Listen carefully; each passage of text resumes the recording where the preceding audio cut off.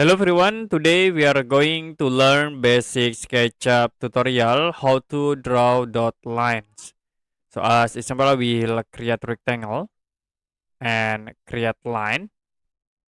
So if you want to change this line into dot lines, you can use the text tools. You can click here text and create new. I will set the name into dot line.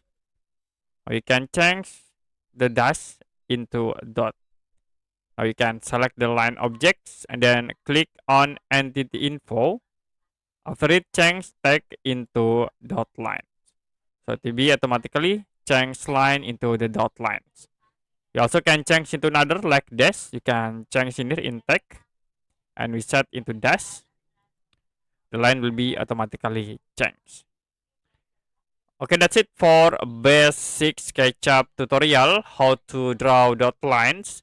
If you have any question about tutorial, you can comment below this video.